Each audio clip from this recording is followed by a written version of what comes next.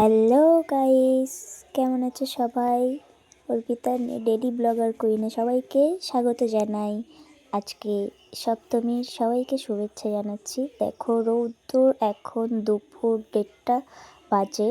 তো এই রৌদ্রের মধ্যে পুরো রেডি সেডি হয়ে বেরিয়ে গেছি। যা বেরোবো আর কোথায়, সামনেই আগে থেকে আটকে দিল রেলগেট, ট্রেন পাস হয়ে গেল। তো চলো যাওয়া যাক।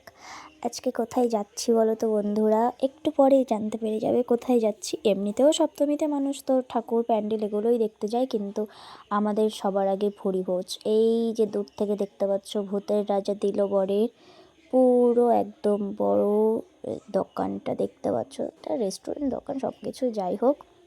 এই যে এসেও কোনো নেই, সব জায়গায় আটকে দিচ্ছে আমাদের, মানে লাইনটা দেখো। দুপুর 2টো বাজে এখন, আজকে একটা সপ্তমী, মানে সেখানে দাঁড়িয়ে এই যে দেখো এখানে পুরো কাছ থেকে দেখাচ্ছি ভূতের রাজা দিল বর আছে। আর এটা কিন্তু সামনেই। তো আমরা যাই হোক অনেক লাইন ঠেলার পরে ঘামের মধ্যে পেয়ে গেছি ভিতরে। দেখো এই যে ভূত বাবাজিরা দাঁড়িয়ে আছে টোপর মাথায় দিয়ে, আর রাজা ভূত সবাই আছে এখানে। তো এটা হচ্ছে রেস্ট রুম। তো ফাইনালি ঢুকে গেছি আমরা, সিট পেয়ে গেছি ওখানে। অ্যাকচুয়ালি কুপন টুপন আজকে কিছু হয়নি, তো সেই জন্যই বসে পড়েছি টেবিল পেয়ে।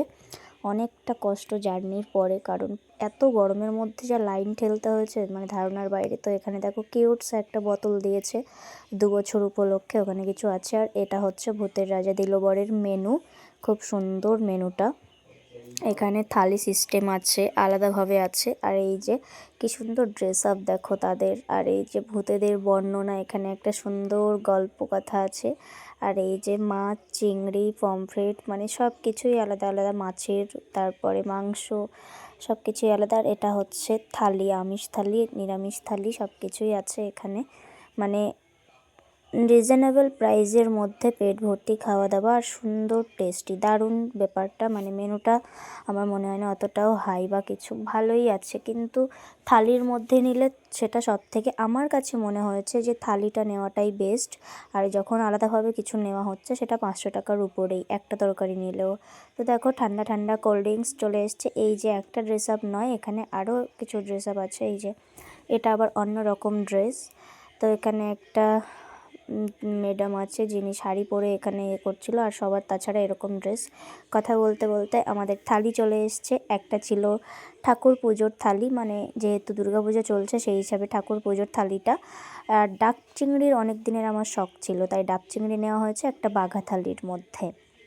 ঠাকুর পুজোর থালির মধ্যেও ছিল না, বাঘা থালির মধ্যেও এটা ছিল না। ডাব চিংড়িটা সম্পূর্ণ আলাদাভাবে নেওয়া হয়েছে। এটা 599 টাকা দাম নিয়েছে, মানে ডাব চিংড়িটা এক্সট্রা। তাছাড়া আমাদের থালিগুলোর প্রাইস ছিল 899, 869 এরকম। তো চলো, কাঁসার জিনিসপত্র দিয়ে দিয়েছে, মানে এখানের দেওয়া থাবা আমার খুব খুব ভালো লেগেছে। সব কিছু কাঁসার উপরে, ফার্স্ট টাইম আমি এরকমভাবে খাচ্ছি। ভূতের রাজা দিল বরে আমি এর আগে কোনো দিনই আসিনি, এটা আমার ফার্স্ট টাইম আসা। আর এত সুন্দর পরিপাটি করে সব কিছু দেওয়া। এটা হচ্ছে পোলাও, মাটন, মাংস, মানে মিষ্টি, পায়েস, সব কিছুই, আলুর দম দিয়েছিল। আর আমাকে বাঘা থালিতে দিয়েছিল চাটনি, সরি আলু ভাজা, পাঁপড়, চাটনি, পায়েস, একটা রসগোল্লা, গোটা পাবদা যেটা মানে বাটি থেকে বেরিয়ে যাচ্ছে। আর এটা ছিল ফিশ ফ্রাই। ফিশ ফ্রাইটা দারুণ ছিল, দারুণ বলতে দারুণ, একদম পুরো ফ্রেশ একদম।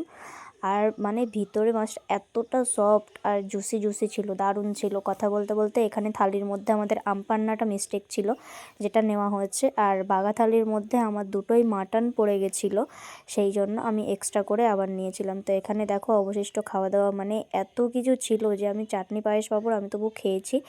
আর